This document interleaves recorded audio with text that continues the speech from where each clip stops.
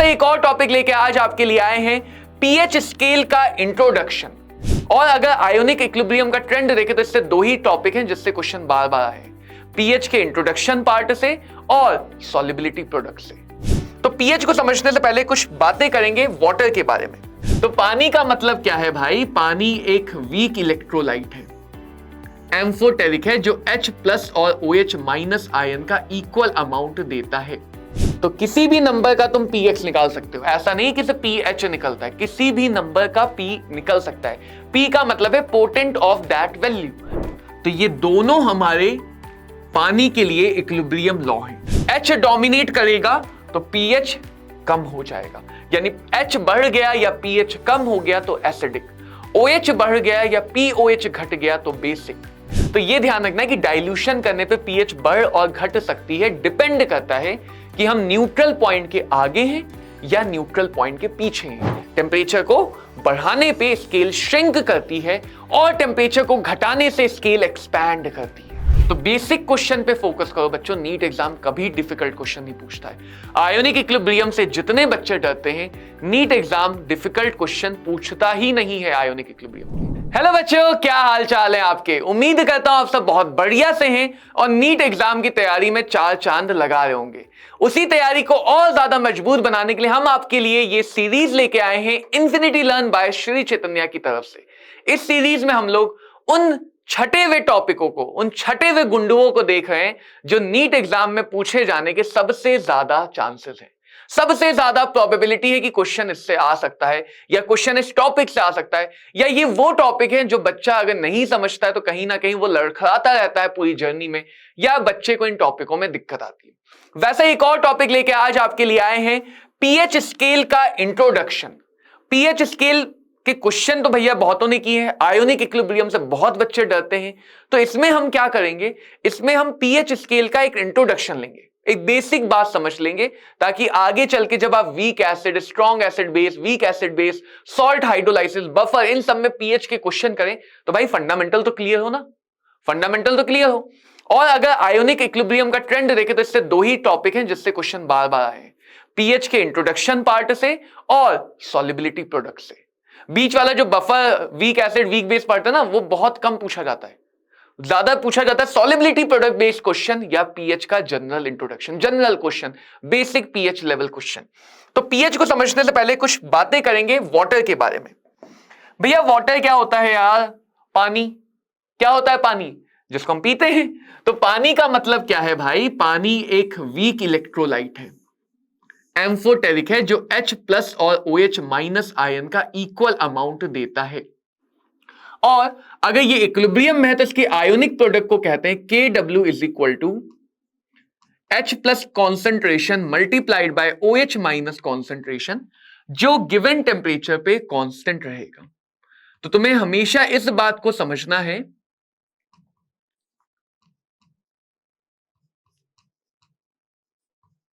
कि पानी के अंदर H और OH दोनों हमेशा प्रेजेंट होंगे, चाहे सोल्यूशन एसिडिक हो, चाहे सोल्यूशन बेसिक हो, चाहे सोल्यूशन न्यूट्रल हो। इनका प्रोडक्ट हमेशा कांस्टेंट रहेगा, यानी तुम एक बढ़ाओगे तो दूसरा घटेगा, एक बढ़ाओगे तो दूसरा घटेगा। Kw की वैल्यू कितनी होती है? 25 डिग्री सेल्सियस पे 10⁻⁻14 डिग्री, -14, राइट? क्योंकि ये एंडोथर्मिक डिसोसिएशन होगा, आयोनाइजेशन कर रहे हैं, तो टेम्परेचर बढ़ाने से पानी का Kw बढ़ेगा, पानी का Kw भी क्या होगा? बढ़ेगा। और यही तुम्हारा पीएच स्केल है, यही पीएच स्केल है भाई। यहां पे जो मल्टीप्लिकेशन है वो भी पीएच स्केल है। बस हम क्या करते हैं कि हम पीएच में, क्योंकि ये मल्टीप्लिकेशन वैल्यू थोड़ी प्रॉब्लम करती है, तो हम पीएच में वैल्यू के माइनस लॉग को देख लेते हैं, माइनस लॉग को देखते हैं, क्योंकि माइनस साइन है तो यानी एक्स और पीएक्स में रिवर्स रिलेशन होता है। तो किसी भी नंबर का तुम px निकाल सकते हो, ऐसा नहीं कि सिर्फ ph निकलता है, किसी भी नंबर का p निकल सकता है। p का मतलब है potent of that value, p of x, यानी कि उस नंबर के आगे बस माइनस लॉग लगा दो। तो अगर इस पूरी इक्वेशन में माइनस लॉग लगा दें तो इक्वेशन बन जाएगी माइनस लॉग kw यानी कि pkw माइनस लॉग H+ यानी कि pH, लॉग मल्टीप्लाई को प्लस बना देता है, माइनस लॉग OH यानी कि POH। तो तो ये दोनों हमारे पानी के लिए इक्विलिब्रियम लॉ है, ये दोनों के दोनों बच्चों हमारे पानी के लिए इक्विलिब्रियम लॉ है। इस बात का क्या मतलब है कि पानी के अंदर HOH के कंसंट्रेशन का प्रोडक्ट भी फिक्स है, पानी के अंदर HOH की P वैल्यू का समेशन भी फिक्स है, ये भी कांस्टेंट रहेगा। 25 डिग्री सेल्सियस पे कितना होगा ये 14, 25 डिग्री सेल्सियस पे कितना होगा 14, और KW अगर बढ़ेगा तो PKW घटेगा, KW अगर टेम्परेचर बढ़ाने पे बढ़ेगा तो PKW घटेगा। अब कुछ बहुत इंटेलिजेंट बच्चे होंगे जिनको याद होगा कि भैया 90 डिग्री सेल्सियस पे कितना होता है 10 टू द पावर कितना होता है -12, 10 टू द पावर -12। बट अभी हम उस बातों पे नहीं जाएंगे, ठीक है। चलो तो पीएच स्केल को समझ लेते हैं। पीएच स्केल यानी अगर हमें पता है कि पीएच और पीओएच का समेशन कांस्टेंट है, अगर मुझे पता है पीएच पीओएच का समेशन कांस्टेंट है तो पीएच हमेशा निकाला जा सकता है PKW माइनस POH करके। तो हम एक की मदद से ही दूसरे को एनालाइज कर सकते हैं। इट्स ऑल अबाउट H और OH का डोमिनेंस। H डोमिनेट कर गया तो एसिडिक, OH डोमिनेट कर गया तो बेसिक, दोनों बराबर हो गए तो न्यूट्रल। H डोमिनेट करेगा तो pH कम हो जाएगा, यानी H बढ़ गया या pH कम हो गया तो एसिडिक, OH बढ़ गया या POH घट गया तो बेसिक। तो ये सब बातें हमें बेसिक बातें इक्विलिब्रियम के बारे में पता है। तो पीएच स्केल देखो कहां से कहां तक जाता है, 0 से 14, किस टेम्परेचर पे 25 डिग्री सेल्सियस पे, किस टेम्परेचर पे 25 डिग्री सेल्सियस पे। जो इसका मिड पॉइंट है 7, उसको बोलेंगे न्यूट्रल पॉइंट, उसको बोलेंगे न्यूट्रल पॉइंट। क्यों? क्योंकि जब मिड पॉइंट पे आओगे तो पीएच और पीओएच दोनों क्या होंगे, बराबर होंगे। यहीं पे अगर मैं तुम्हें 3 कंडीशन बता दूं, पीएच और पीओएच बराबर होने का मतलब H और OH बराबर है तो सॉल्यूशन कैसा है, न्यूट्रल। pH घटा तो H बढ़ गया तो सॉल्यूशन कैसा हो गया, एसिडिक। pH बढ़ गया तो H प्लस घट गया तो सॉल्यूशन कैसा हो गया, बेसिक। तो ओवरऑल बच्चों हम लोग pH को ही देखते हैं, बार बार pOH पे देखना ही नहीं है। pH बराबर है न्यूट्रल, pH कम है बराबर से एसिडिक, बराबर से ज्यादा है बेसिक। तो जितना कम पीएच उतना एसिडिक। तो न्यूट्रल पॉइंट से जब तुम पीछे आओगे तो एसिडिक होगा, ये एसिडिक रीजन कहलाता है। न्यूट्रल पॉइंट से जब तुम आगे जाओगे तो बेसिक होगा, ये बेसिक रीजन कहलाता है। और 7 क्या है, न्यूट्रल पॉइंट। जितना पीछे उतना एसिडिक, जितना आगे उतना बेसिक। तो यहीं से एक छोटी सी बात आ जाती है, यहीं से एक छोटी सी बात आती है जिसको हम बोलते हैं इफेक्ट ऑफ डाइल्यूशन। इस पे बहुत बार क्वेश्चन बनते हैं, इफेक्ट ऑफ डाइल्यूशन। डाइल्यूशन का मतलब क्या है, डाइल्यूट करने मतलब क्या है कि उसमें पानी मिलाया, कंसंट्रेशन घटाया। तो डाइल्यूशन सॉल्यूशन की स्ट्रेंथ को क्या करेगा, घटाएगा। समझना ध्यान से, सॉल्यूशन की स्ट्रेंथ को घटाएगा। सॉल्यूशन की स्ट्रेंथ घटाने का मतलब अगर वो एसिड है तो उसको भी न्यूट्रल की तरफ भेजेगा, और अगर वो बेसिक है तो उसको भी कहां भेजेगा, न्यूट्रल की तरफ भेजेगा। तो एसिडिक सॉल्यूशन के लिए, एसिडिक सॉल्यूशन के लिए स्ट्रेंथ घटाने का मतलब डाइल्यूशन करने पे पीएच बढ़ेगी।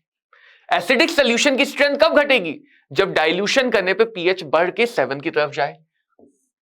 बेसिक सॉल्यूशन के लिए, बेसिक सॉल्यूशन के लिए भैया एसिडिक अगर डाइल्यूशन करोगे तो स्ट्रेंथ कब घटेगी, जब पीएच की वैल्यू 7 की तरफ आएगी, उसके लिए घटना पड़ेगा। तो यही तो बात समझनी है, इन्हीं बातों में तो बच्चा गड़बड़ कर देता है। वो एक बात रट लेता है कि डाइल्यूट करने पे पीएच बढ़ती है, अब सॉल्यूशन बेसिक है वो वहां बढ़ा के आ गया तो गलत हो गया, बेसिक को और तगड़ा बना दिया तुमने। तो ये ध्यान रखना है कि डाइल्यूशन करने पे पीएच बढ़ और घट सकती है, डिपेंड करता है कि हम न्यूट्रल पॉइंट के आगे हैं या न्यूट्रल पॉइंट के पीछे हैं। हर बार हमें आना कहां पे है, हर बार हमें न्यूट्रल पॉइंट पे आना है, हर बार हमें न्यूट्रल पॉइंट पे आना है। कहां आना है, न्यूट्रल पॉइंट का। और इसकी एक छोटी सी ट्रिक है कि डाइल्यूट करने पे जो नई वाली पीएच, अगर तुम्हें पुरानी पीएच पता है, नई वाली पीएच, पुरानी पीएच प्लस माइनस एक्स। कब, अगर तुमने 10 to the power x time dilute किया। अगर तुमने 10 to the power x time dilute किया। प्लस कब लगाओगे? प्लस कब लगाओगे? जब सोल्यूशन कैसा हो? एसिडिक। सोल्यूशन कैसा हो? एसिडिक। माइनस कब लगाओगे? जब सोल्यूशन कैसा हो? बेसिक।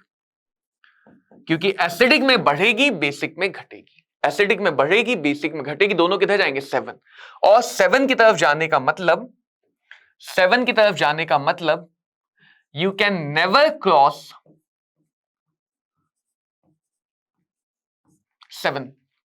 7 या न्यूट्रल पॉइंट को क्रॉस नहीं कर सकते हो। एसिडिक सोल्यूशन, सोच के देखो, एसिडिक सोल्यूशन को पानी मिलाते जा रहे हो, मिलाते जा रहे हो, ऐसा थोड़ी वो बेस बन जाएगा, नहीं बन, ऐसा थोड़ी है कि HCl का सोल्यूशन है, पानी मिलाते गए तो NaOH थोड़ी बन जाएगा, रहेगा तो वो एसिडिक सोल्यूशन।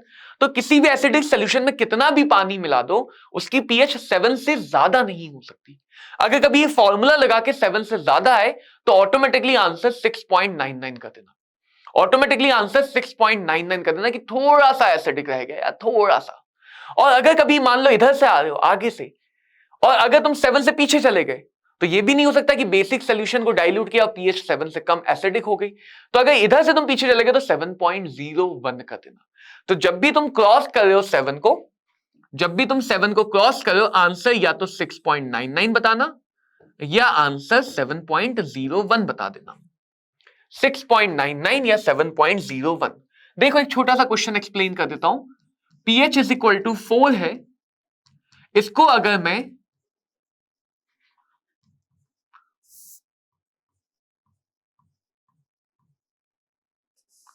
10,000 टाइम डाइल्यूट कर दूं, 10,000 टाइम डाइल्यूट कर दूं, तो देखो कितने टाइम किया? 10 टू द पावर 4।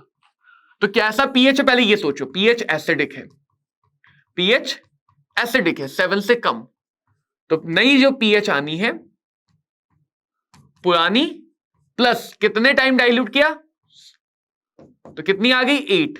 लेकिन एसिडिक सॉल्यूशन की pH बेसिक तो नहीं हो सकती, एसिडिक सॉल्यूशन की pH बेसिक तो नहीं हो सकती, बिल्कुल नहीं हो सकती। तो अगर तुम 7 को क्रॉस करो तो जब नई pH का आंसर है वो हो जाएगा 6.99, कि एक टाइम के बाद कितना भी डाइल्यूट कर दो सॉल्यूशन लगभग न्यूट्रल बन चुका है। कितना भी डाइल्यूट कर दो सॉल्यूशन लगभग कैसा बन चुका है? न्यूट्रल बन चुका है। अब उसका एसिडिक स्ट्रेंथ लगभग खत्म हो चुका है।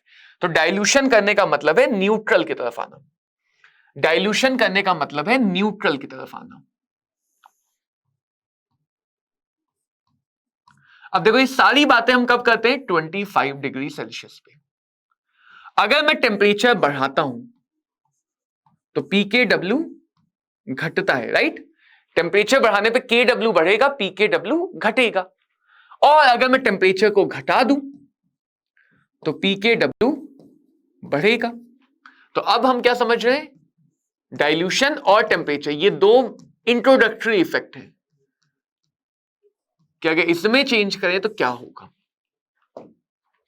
तो अगर यही तो pKw है 14, यही तो pKw है, तो अगर टेम्परेचर बढ़ाने पे pKw घट गया, इसका क्या मतलब है कि अब जो pH स्केल है, अब जो pH स्केल है वो 14 से कम पे खत्म हो जाएगी। जैसे 90 डिग्री पे 12 पे pH स्केल छोटी हो गई भाई, श्रिंक कर गई। और pH स्केल अगर श्रिंक कर गई तो उसका मिड पॉइंट भी श्रिंक कर जाएगा, तो जो न्यूट्रल पॉइंट है वो भी 7 से पीछे आ जाएगा। तो अगर कभी पूछें pH 7 का वाटर 30 डिग्री पे, 40 डिग्री पे, 50 डिग्री पे, 60 डिग्री पे कैसा नेचर दिखाएगा, तो pH 7 का वाटर अब बेसिक रीजन में होगा। pH 7 का वाटर अब बेसिक रीजन में होगा। तो ऐसा नहीं है कि pH 7 हमेशा न्यूट्रल होता है। 25 डिग्री सेल्सियस पे बात करेंगे तो pH 7 न्यूट्रल होगा, बट अगर 25 से ज्यादा कर दें टेम्परेचर को, अगर मैंने 25 डिग्री सेल्सियस से ज्यादा बढ़ा दिया तो अब जो pH 7 मिल रही है इस टेम्परेचर पे वो पानी बेसिक रीजन में होगा। और अगर देखें pKw बढ़ गया तो स्केल बढ़ जाएगी और हमें 14 से ज्यादा तक जाएगी, तो जो मिड पॉइंट है वो भी 7 से आगे होगा, जो न्यूट्रल पॉइंट है वो भी 7 से आगे होगा। तो अब यहां पे अगर pH मेरी 7 आई न्यूट्रल पॉइंट मान लो 8 है, 9 है, तो 7 वाला तो एसिडिक रीजन में आ गया। 7 वाला किस रीजन में आ गया? न्यूट्रल से पीछे हमेशा एसिडिक होगा, न्यूट्रल के आगे हमेशा बेसिक होगा। तो पीएच 7 वाला अब कैसा हो गया? अब यही पीएच 7 वाला हो गया एसिडिक। यही पीएच 7 अब कैसा हो गया? एसिडिक। तो टेम्परेचर का इफेक्ट भी समझना है कि टेम्परेचर को बढ़ाने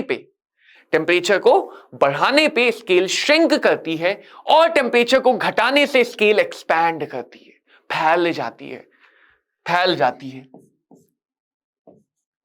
ठंडे पानी में स्केल बड़ी होगी, गर्म पानी में स्केल छोटी होगी। तो ये दो इंट्रोडक्टरी इफेक्ट होते हैं, ये दो हमारे सबसे इंट्रोडक्टरी इफेक्ट होते हैं। जैसे क्वेश्चन दिखाता हूं कैसे क्वेश्चन आए हैं नीट एग्जाम में इन बातों पे। न्यूट्रल पानी तो हमेशा ध्यान रखना पीएच पीओएच मिड पॉइंट होगा। देखो क्या दिया है, 100 डिग्री पे KW दिया है 55 टाइम, 100 डिग्री पे KW दिया है 55 टाइम।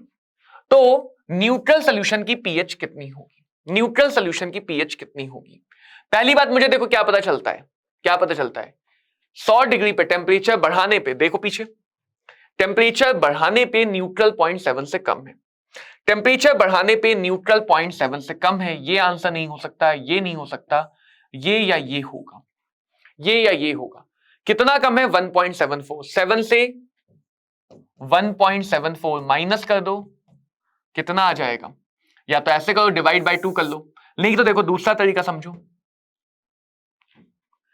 जो हमारा नया KW है वो पुराने KW का 55 टाइम है ना? तो जो PKW है दोनों के आगे लगा दो माइनस लॉग, तो minus log KW dash minus log 55 plus multiply plus बन जाएगा माइनस लॉग KW। तो जो हमारा नया PKW है, वो पुराने PKW से लॉग 55 दिया हुआ है 1.74 छोटा है, 1.74 छोटा है ना छोटा। तो अब जो नई पीएच होगी, पीएच तो हमेशा आधे पॉइंट होती, मिड पॉइंट पे होती है न्यूट्रल पॉइंट की पीएच और पीओएच आधे पॉइंट पे होती है, मिड पॉइंट पे। न्यूट्रल का मतलब एसिड बेस बराबर हूं, ये हमें पता है 14 होता है, तो 14 का आधा 7 और 1.74 का भी आधा हो गया। तो अब कितना पीछे आ गया? 7 माइनस 0.87, तो ये आ गया 6.13। कितना आ गया? 6.13। तो न्यूट्रल पीएच अब आधा हिस्सा और पीछे खिसक गया। तो ऐसे ध्यान रखो, PKW का आधा न्यूट्रल पॉइंट है, तो PKW अगर 1.74 पीछे खिसका तो न्यूट्रल पीएच उसका आधा पीछे खिसकेगा। PKW अगर 1.74 आगे खिसकता तो न्यूट्रल पीएच उसी का आधा आगे खिसकता। पीएच हमेशा आधे से चलता है PKW से। न्यूट्रल पीएच मिड पॉइंट है, यानी आधे का रिलेशन रखता है। कौन सा रिलेशन रखता है? आधे का। और ऐसे क्वेश्चन तुम्हें नीट एग्जाम में दिखे, और ऐसे क्वेश्चन बहुत बच्चे गलत करके आए, क्योंकि ये बेसिक बातें पढ़ते ही नहीं है। पीओएच सोल्यूशन का कितना है? यदि हाइड्रोनियम आयन का कंसंट्रेशन इतना है, तो अगर H+ का कंसंट्रेशन मुझे पता है तो तुम चाहो तो पहला रिलेशन यूज करो वाटर वाला या दूसरा। चलो पहले पीएच निकाल लेते हैं, माइनस लॉग H+, तो पीएच कितनी आ गई? 10। यानी तुम्हें सीधे सीधे अगर H+ पता है तो पीएच सीधे निकलेगी, OH पता है तो पीओएच सीधे निकलेगी। रिलेशन क्या होता है कि दोनों का समेशन होता है 14, दोनों का समेशन होता है 14। पूछा क्या गया? पीओएच, तो पीओएच हो जाएगा 14 माइनस पीएच, 14 माइनस 10 यानी कि 4, 14 माइनस 10 यानी कि 4। तो बेसिक क्वेश्चन पे फोकस करो बच्चों, नीट एग्जाम कभी डिफिकल्ट क्वेश्चन नहीं पूछता है। आयोनिक इक्विलिब्रियम से जितने बच्चे डरते हैं, नीट एग्जाम डिफिकल्ट क्वेश्चन पूछता ही नहीं है आयोनिक इक्विलिब्रियम के। तो बच्चों अगर अगला क्वेश्चन देखें, वाटर का ionic product 10 to the power -14 दिया है, 90 डिग्री पे कितना होगा? बच्चे कहेंगे सर आपने तो याद करवाया नहीं, आपने ये तो हमें याद करवाया ही नहीं, आप तो कहते रटना है नहीं। बिल्कुल नहीं रटना है, हमें इतना पता है कि टेम्परेचर बढ़ाने से KW बढ़ता है, टेम्परेचर बढ़ाने से KW बढ़ता है। तो 90 डिग्री सेल्सियस का जो भी KW होगा वो 10 टू दी पावर -14 से बड़ा होगा। 10 टू दी पावर -14 से बड़ा होगा। 10 टू दी पावर -14 से बड़ा होगा। 10 टू दी पावर -14 से बड़ा होगा। 10 टू दी पावर -14 से बड़ा होगा। 10 टू दी पावर -14 से बड़ा होगा। तो आंसर डी ही आएगा। आंसर डी ही। अब कुछ बच्चों ने क्या किया, यही क्वेश्चन सॉल्व किया और आंसर रट लिया। बहुत करते हैं फिजिकल केमिस्ट्री, पता नहीं क्यों आंसर रटने की बीमारी लगी है। रटो मत, समझो, धीरे धीरे याद हो जाएंगी चीजें। समझो और धीरे धीरे चीजें याद हो जाएंगी। 80 डिग्री पर डिस्टिल्ड वाटर का मतलब प्योर वाटर, और वाटर अगर प्योर है तो वाटर कैसा है, वाटर न्यूट्रल है। वाटर न्यूट्रल है। कितना कंसेंट्रेशन है, 10 to the power -6। Neutral water में दोनों बराबर होते हैं।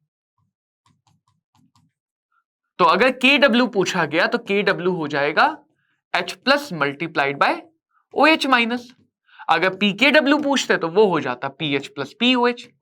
न्यूट्रल वाटर में ये दोनों भी बराबर, ये दोनों भी बराबर, तो pH पता है तो उसका दुगना PKW होगा न्यूट्रल का। H+ पता है तो उसका स्क्वायर हो जाएगा। क्यों? क्योंकि न्यूट्रल वाटर अगर है तो H+ कितना है, 10 टू द पावर -6। OH- कितना है, 10 टू द पावर -6, बराबर होगा। जितना H+ उतना ही OH-, हाइड्रोनियम आयन ही H+ होता है। तो KW कितना आ गया, 10 टू द पावर -12। कितना आ गया, 10 टू द पावर -12। तो ये बच्चों हमें पीएच के बेसिक क्वेश्चंस का आइडिया होना चाहिए। पीएच के हमें इन टाइप के बेसिक क्वेश्चंस का एक आइडिया लेना था, जो हमने लिया। पीएच स्केल का बेसिक समझा, पीएच स्केल का इंट्रोडक्शन समझा। उम्मीद करता हूं आप सबको ये टॉपिक समझ में आया हो अच्छे से, और पीएच स्केल को लेके क्लैरिटी हो गई, आयोनिक इक्विलिब्रियम को लेके क्लैरिटी हो गई। तो बच्चों कमेंट बॉक्स में मुझे जरूर बताना अगर बात समझ में आई है, तो जरूर बताना कि हाँ सर बात समझ में आ गई है। और ये भी जरूर बताना कि अगला टॉपिक तुम कौन सा चाहते हो।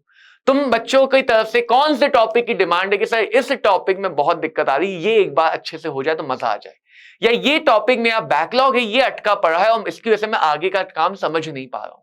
चाहे वो फिजिकल का हो, इनऑर्गेनिक का, ऑर्गेनिक का, मुझे कमेंट बॉक्स में बताना।